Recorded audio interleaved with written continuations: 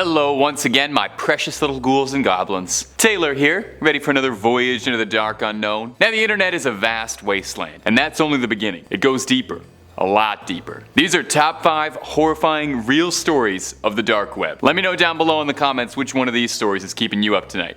Let's dive on in. Number 5, the human experiments. Now one of the more infamous stories that has come out of the dark web is the human experiments. Now that name alone should already tell you this is not going to be a fun one. I can't think of any fun human experiments. The site was active for a while, but possibly thankfully seems to have gone dark around 2011. The human experiments refers to a website where a group of anonymous doctors, medical students, and so on practice their own brand of medicine. And if the website's header is to be believed, they hope to prove that not all humans are equal, for some of them were born superior to others. So who's behind it? Government black ops, super soldier project, freelance doctors looking to practice on their own time, an incredibly convoluted and overly complicated hoax? Could not tell you. Probably for the best. I don't really know if I want to know. They say that their clientele mostly consisted of the homeless population, presumably not to arouse too much suspicion. Now their experiments range from all sorts of dealings. Some on the website listed are starvation and water fluid restriction, vivisection and pain tolerances, infectious diseases and organ effects, transfusions, drug trials, sterilizations,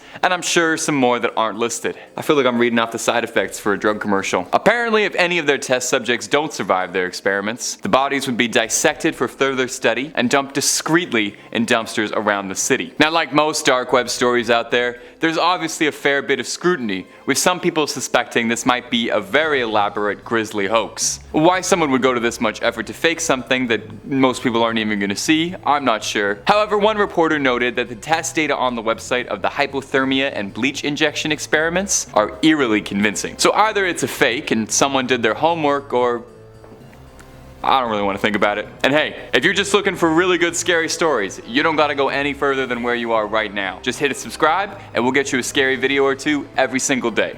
Let's keep going. Number 4, the Red Rooms. One of the most reoccurring dark web urban legends as well is that of the Red Rooms. What is a Red Room, you ask? Well, it refers to an alleged secret streaming service or website where viewers can pay massive sums of money, usually cryptocurrency, to watch live streams of the darkest things imaginable to the human psyche, being able to make special requests for what they'd like to see. Much like the VIPs from Netflix's Squid Game, if you watched that, and I'm sure most of you did, who all traveled to that mysterious island to pay to watch the games up close and personal, this is allegedly that on a much smaller, personal scale, where you wouldn't even have to dress up in an ornate animal mask and fly out to South Korea. Now, it's worth noting that there's some discrepancy as to whether or not these horrifying red rooms really exist, or if it's an exaggerated story, like a digital campfire legend. The browser used to access deep and dark web content is too slow to run a live stream properly, and alternative browsers struggle as well as they run their traffic through multiple services. That's not to rule it out entirely. The web beneath the surface is a wild wasteland, and there have been deeply disturbing real stories from the dark web of criminals charging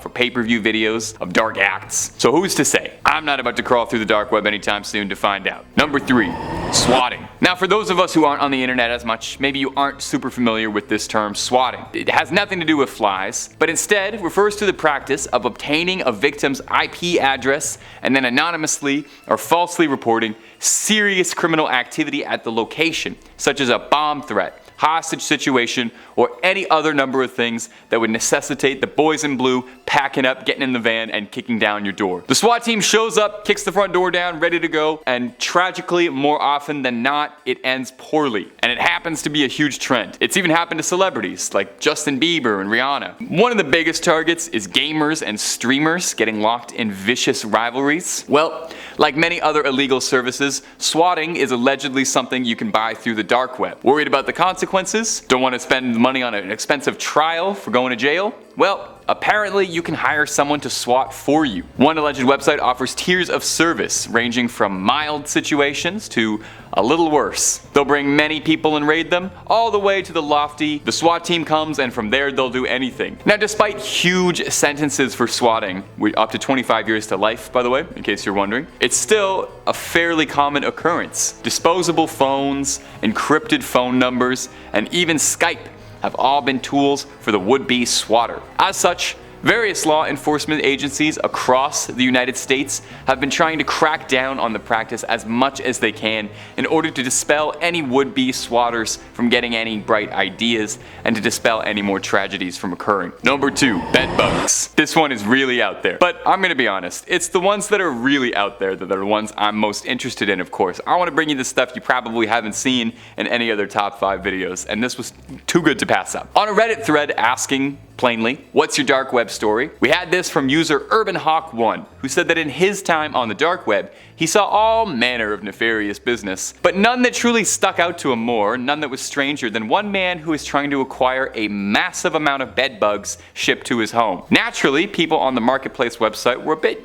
curious. Other users on the unknown website wanted to know why exactly you'd invite that sort of thing into your home. Most of us want that out. Well, the bug collector was looking to, and paraphrasing the original Redditor's words, he wanted to try to breed bedbugs to be resistant to all the usual manner of extermination, while simultaneously breeding in a weakness that would remain secret to only him. From here, he would then unleash his genetically superior bedbugs onto the unsuspecting population, who would then have to pay him to have it dealt with, since he was the only one who knew their weakness. Now, if this one is sounding just a tiny bit comic booky to you, that's because similar schemes were also the plot of the villains of the Amazing Spider-Man movie and the Michael Bay Ninja Turtles. Now, unfortunately, there's no follow-up to this. I couldn't really find a second source on this anywhere, and Urban Hawk's story is the only time I ever saw this particular anecdote mentioned, but it was too interesting to pass up. You have to wonder, maybe Urban Hawk, the guy who posted about it, maybe he was the bedbug mastermind looking to see if there was any interest in the business. We may never know, but I'm definitely feeling itchy just talking about it. And number 1, we see you. Our next story comes to us from a Reddit user going by the handle FakeFakington. So, all that being said, maybe just take whatever he says with a grain of salt if that's how he chooses to advertise. Making matters more confusing, he does list his real name on his Reddit account as Truth Realtime, so who's to say? Now, FakeFakington, Fake Truth, he recounts the story of the early days of the dark web, when everything was still very deep and dark. Back in the day, Fakey Truthy was browsing random links, just like us kids today still do. He describes a lot of it as not particularly interesting, until he found sort of an early blog, describing random thoughts, musings, and so on. But he said they felt a bit like someone was trying to pass secret notes to each other.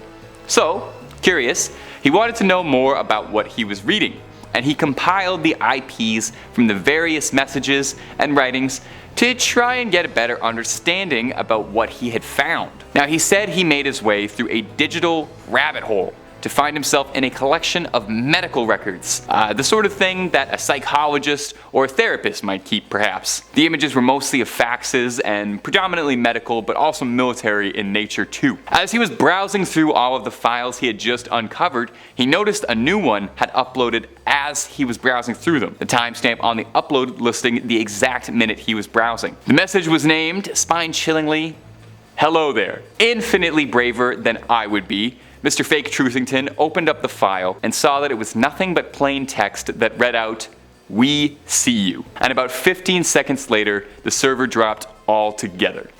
Now, FakeFakington is still around today. He's still an avid Redditor and tech head and was able to bring us this story, but no doubt that one little incident probably kept him awake for a few nights and probably kept him away from the dark web for a bit.